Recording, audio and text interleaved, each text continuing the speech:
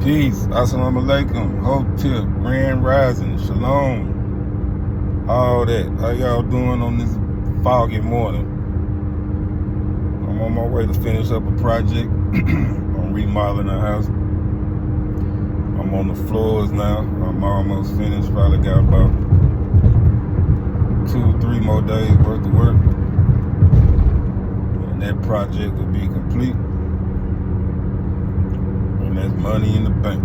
For those who don't know, I have a home improvement service, Young's Great Services LLC. I paint, do floors, basic plumbing, basic electric. I pretty much do it all when it comes to home improvement. Before I get into my prison story, I just wanted to share a few things about how did I start doing home improvement. I never knew that I could do this type of work, but obviousit was in my blood. I found out a few years back that my grandfather, my father's father, had his own construction company. But anyway, when I got out of prison the second time, yes, I went to prison twice. I know, stupid. When I got out of prison the second time, it was kind of hard to find a job. When I came home, I moved to Shreveport. That was in 2014. I moved to Shreveport, and I was working for my sister-in-law. My brother was in the feds at the time, and she was out there by herself, so I went out there and I was working with her until she quit. So I couldn't find no job. I haven't been home long enough to, find no decent job. So first I invested in a clothing store called Sankofa. This when I was in the conscious community, and it really wasn't. Shout out to Mama T and everybody, and Mama Shannon, the UNIA. That's how I started out, doing the community work. Let me share this, how I got into doing the community work. When Alton Sterling got killed in Baton Rouge, I went through a depression because I had spent all that time in prison, reading and studying, black history, this and that. And I felt like I was supposed to have been doing something that I wasn't doing. So that got me started getting out in the community in Shreveport and trying to help where I can help the best way I could. That's how I met Mama T and Mama Shannon. I joined the UNIA. I became president of the Shreveport division. I traveled to Philadelphia, New York, Houston, doing events and different things like that, and just, playing my part in the black community. I got drained, but I'm gonna say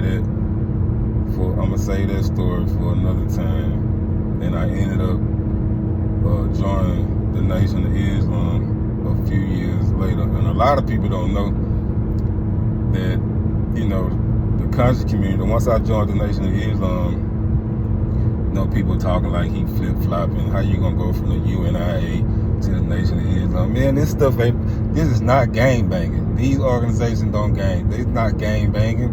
What you mean the way black people think is crazy. But anyway, a lot of people don't know that when I went to prison when I was 16, I studied Islam first. I was a follower of Imam Wahid Muhammad for years. I learned how to speak Arabic, basic Arabic, know how to write it, know how to recite it. And the first book I read was Message to the Black Man by the Most Honorable Elijah Muhammad when I was 16, when I got locked up. So that started my journey. So me joining the Nation of Islam after all these years was really like me coming back home. But anyway, so I couldn't find a job. I invested in that store. It didn't work. And a lady that I know named Katrina, very wealthy lady. I love Katrina to death.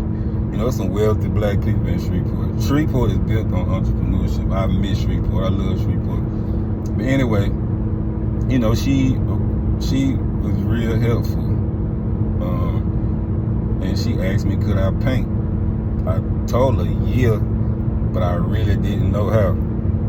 So I did the paint job. The money I ended up getting paid for the job, I ended up buying some more paint because I messed up. But that's how I learned how to paint. So boom. Another sister asked me, did I know how to do ceramic tile? I told her, yeah, but I didn't. So I went in her house. In the same, I bought the same lesson. I did the floors. I messed up. The money I ended up getting, I had to get some more flooring. But that's how I learned how to do flooring. And then I realized everything is all about measurements. Once you get the measurements and know how to use a drill or know how to hammer, you know how to use a saw, and then everything else a piece of cake. I never knew I had this skill. And now I am a beast at what I do. Home improvement. I call myself the Shake Back King. All right, so that's how I started doing that. So I just wanted to share that before I got into the story. All right, so I was in Marshall County. Marshall County is Holly Springs, Mississippi. It's up there by Memphis, Tennessee, on the line, Tennessee and Mississippi line. And I think I was in, I want to say A dorm. I had been in Marshall County about 2 years, and I was affiliated with the BDs. You don't find too many BDs. At that time, it wasn't too many BDs in the prison system. At this facility, I think it was about maybe 6 or 7 of us, and we was all scattered out. So it was one BD on his own. He was finna get ready to go home, and this dude named Slidell. And it's crazy, I live in Slidell now. But Slidell dead now. But he and some other guys were trying to extort the dude. And the dude was older than me. Mind you, I had been in prison like 4 years at the time, so I'm probably about 20, right at 20. Small, ain't had no size, ain't had no hair on my face. Nothing. But anyway, they tried to extort the dude. To make a long story short, I stepped up and said something. So mind you, Slidell is GD, and in Mississippi, you got a fraction of the GDs that call themselves mobs or jukes, and they didn't get along with the BDs. We didn't get along with them because we was trying to better. Like, we was really trying to enforce the positive side of the concept, right? We was into teaching and, you know, bettering ourselves, getting into programs, not eating pork and different things like that. On the other hand, the jukes, they was all about the bullshit. And I'm not down on them, but everybody on here that been to Parchment or been in any prison in Mississippi know how the mobs work. So they called a meeting, and you know, I spoke up on behalf of the dude, or the BD, that was finna get ready to go home, and you know, told him that they needed to get that man his. They tried to start the man over some black and miles. I mean, prison so petty. But and I gotta say this. I never portrayed to be no tough guy. I didn't bother nobody. All I did was read and go to different programs. You know what I mean? So I was laid back. I was cool. I never, you know, I didn't bother nobody. I didn't walk around with my chest out. But I'm not a coward. So anyway, so this guy named West. He had a life sentence. At the time, I didn't know. He had been there for a long time, older guy. And, he went to rah-rah and talking. And he pulled out a knife. Now, mind you, there's a lot of stones on the zone. And stones and BDs like this.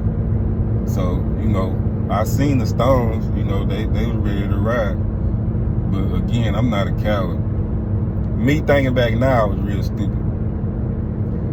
Most cats, because I didn't carry no knives in prison. I ain't do none of that. But most cats, when you get a knife pulled out on them, they either gonna go beat on the door and run, especially if they not a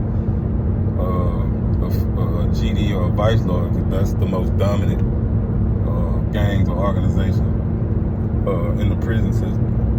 But anyway, I seen he pulled the knife, so I got in my stance. It's time to protect myself. Again, I said, I'm not a coward.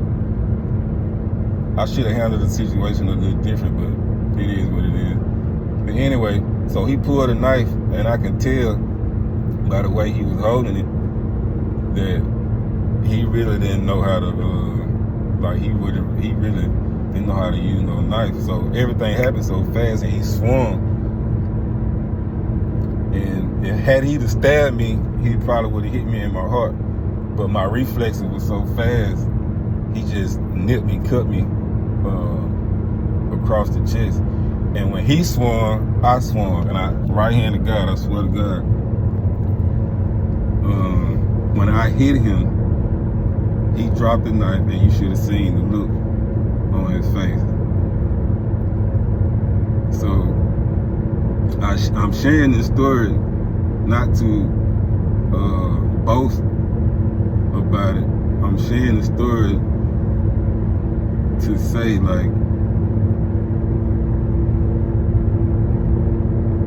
if you ever in a situation like that,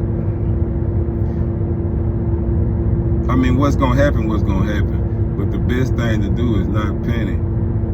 Because out of that situation, everybody on that zone seen that I wasn't a coward. Now, most people would have caught PC, but nobody else bothered me. And I stayed on the zone. I didn't leave. Now, all the BDs, they tried to come down and, regulate. But, I'm like, nah, it ain't worth it. You know what I mean? And, it ain't worth it. I defended myself. It is what it is. Now, a few weeks later, it's a vice lord. He from Columbus, Mississippi. I think he dead now. He beat the brakes off of this dude. Knocked his teeth out his mouth. So that was God fighting for me in my eyes. You know what I mean? So again, if you ever in a situation like that, the best thing to do is not panic. Had I have been scared and panicked and ran, what would have happened? And I done seen this happen so many times. I would have got stabbed up and they would have jumped me. That's just how it goes in prison. Yeah, so I just wanted to share that with y'all. I'm gonna keep these prison story coming. I got a lot of them. I got 13 years worth of them. So y'all stay tuned in. With that being said,